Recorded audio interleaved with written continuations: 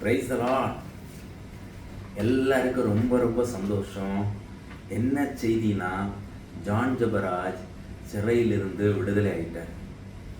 கிறிஸ்தவர்கள் அல்லாதவர்கள் எல்லாரும் இந்த விடுதலையான செய்தியை கேட்டு ரொம்ப சந்தோஷத்தில் இருக்கிறாங்க.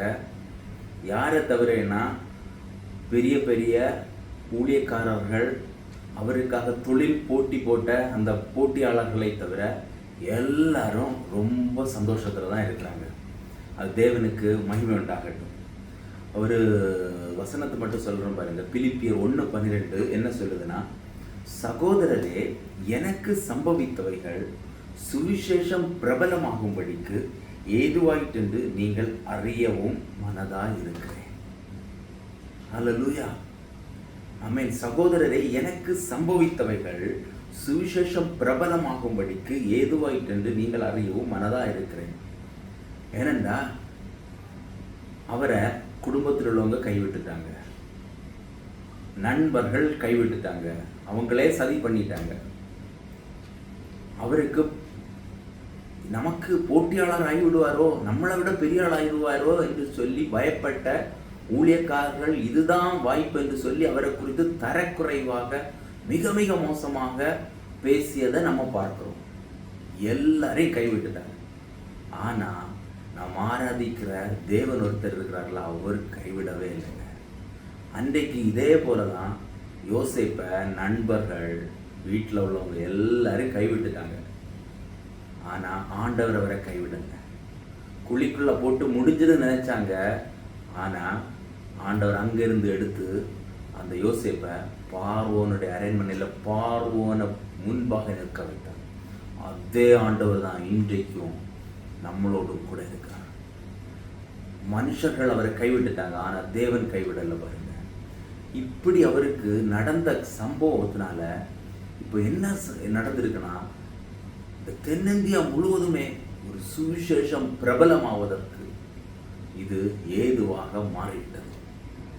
தென்னிந்தியா முழுவதும் கிறிஸ்தவா அறிஞ்சவங்க, சர்ச்சுக்கு போகாதவங்க, புறஜாதிகள் கூட இப்போ அவருடைய விடுதலையை கொண்டாடிட்டு இருக்கிறாங்க. அவருடைய விடுதலையில் சந்தோஷப்பட்டு இருக்கிறாங்க.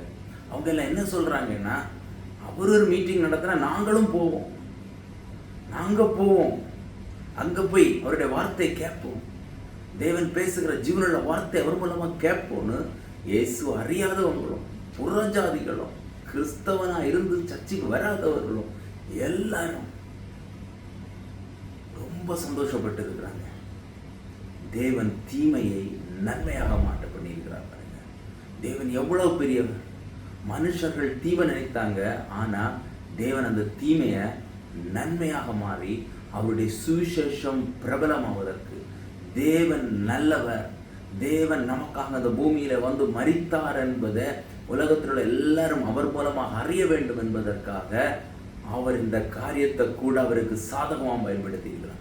ஒரு காரியத்தை மட்டும் சொல்றோம் பாருங்க. மனுஷன் நினைச்சான், சாத்தா என்ன தெரியுமா நினைச்சான், இயேசு கிறிஸ்துவ சிலுவையில் அறைஞ்ச உடனே எல்லாம் முடிஞ்சிட்டுன்னு நினைச்சான், எல்லாம் முடிஞ்சிட்டு நினைச்சான். ஆனா ஆண்டவர் அங்கதான் தொடங்கினார். மனுஷனுடைய புதிய அத்தியாயம் அங்கதான் தொடங்குச்சு. அதே போலதான் மனுஷர்கள் வந்து எத்தனையோ பிளான் பண்ணி நம்மளை முடிச்சிடலாம், இதுதான் முடிவுன்னு தீர்ப்பு எழுதலாம். ஆண்டவர் நியாயாதிபதியா என்ன தெரியுமாச்சுவாரு, முடிஞ்சுன்னு சொல்ற இடத்துல தான் ஒரு தொடக்கத்தை உண்டு பண்ணுகிறார். அவருடைய நாமத்துக்கு மகிமை உண்டாவதாக. நம்முடைய வாழ்க்கையில கூட இப்படி யாராவது நம்முடைய வாழ்க்கையில மருத்துவர்கள் கூட தீர்ப்பெழுதி இருக்கலாம், அல்லாம இருந்தா நண்பர்கள் யாருனாலும் நமக்கு தீர்ப்பெழுதி இருக்கலாம், உன் காரியம் முடிஞ்சிட்டுன்னு. ஆனா தேவன் உங்க கூட இருக்கிறாருண்டா எல்லா தீர்ப்பையும் உடைத்து போட்டு எது முடிஞ்சுன்னு சொன்னாங்களோ அதே இடத்துல தொடங்க வைக்க நம் தேவன் வல்லவராக இருக்கிறார். தேவனுக்கே மகிமை உண்டாவதாக.